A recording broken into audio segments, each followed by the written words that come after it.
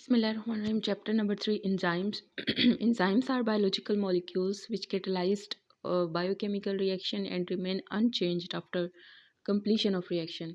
जैसे ही रिएक्शन हो जाता है तो ये अनचेंज रहते हैं, जस्ट ये कैटलाइज करते हैं केमिकल रिएक्शन को. Chemical substance with which enzyme react, ऐसा केमिकल सब्सटेंस जिसके अंदर इंजाइम रिएक्ट करेगा उसे हम सबस्ट्रेट कहते हैं.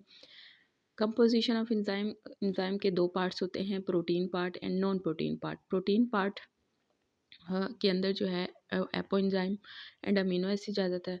एक्टिव साइट के अंदर सिर्फ फ्यू अमीनो एसिड होते हैं, बाकी सारे अमीनो एसिड एंजाइम का ग्लोबुलर स्ट्रक्चर मेंटेन रखते हैं. नॉन प्रोटीन पार्ट जो होता है वो इसेंशियल होता है for proper functioning, act as a bridge between enzyme and substrate. तो ये फंक्शनल है जब तक नॉन प्रोटीन पार्ट नहीं होगा, इम्पॉर्टेंट फंक्शन जो है वो नहीं होगा एंजाइम्स का. इट में भी मेटालाइन. अब ये नॉन प्रोटीन पार्ट जो है इंजाइम का, ये मेटालाइन हो सकता है, like magnesium, iron, copper, zinc. Detachable cofactor, cofactor जब भी आएगा तो आपको पता चल जाना चाहिए कि ये नॉन प्रोटीन पार्ट है. Detachable cofactor known as an activator. Cofactor जब non protein part covalently bond होगा तो उसे हम कहेंगे प्रोस्थेटिक ग्रुप. जब non protein part loosely attach होगा तो उसे हम कहेंगे को एंजाइम.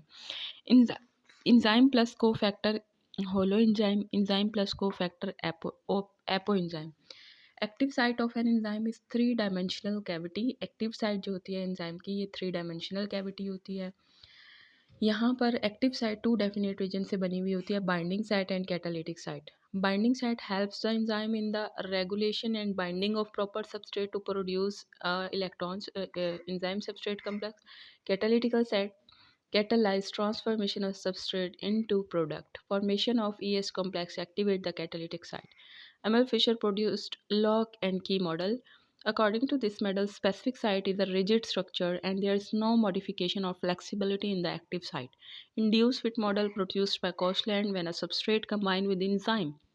जब भी सबस्ट्रेट एंजाइम के साथ कंबाइन होगा, it induce changes in the enzyme structure. ये एंजाइम के स्ट्रक्चर में चेंजेस इंड्यूस कर देगा. इनहिबिटर क्या होता है? ये केमिकल सब्सटेंस होता है which can react with enzyme but it is not transform into product. React तो कर लेता है एंजाइम से लेकिन उसे ट्रांसफॉर्म नहीं करता प्रोडक्ट के अंदर एंड ब्लॉक कर देता है एक्टिव साइट को टेम्परली और परमानेंटली. टाइप्स ऑफ इनहिबिटर 2 होते हैं, रिवर्सिबल एंड इरिवर्सिबल. इरिवर्सिबल क्या होता है? ये ऑक्यूपाई करता है एक्टिव साइट को बाय फॉर्मिंग कोवलेंट बॉन्ड में physically block the active site, physically block कर देता है एक्टिव साइट को. और इरिवर्सिबल इनहिबिटर वो होता है जो कि वीक लिंकेज बनाता है एंजाइम के साथ.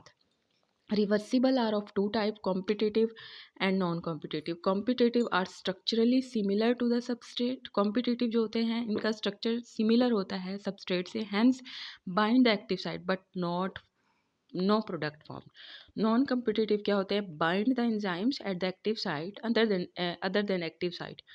तो इसलिए जब दूसरी जगह पे बाइंड होंगे तो ये उसका स्ट्रक्चर जो है डीफॉर्म कर देंगे और जब ओरिजिनल सबस्ट्रेट आएगा तो वो भी बाइंड नहीं हो पाएगा. तो ये चैप्टर नंबर 3 था. इंपॉर्टेंट पॉइंट्स मैंने आपको सारे यहाँ क्लियर कर दिए हैं.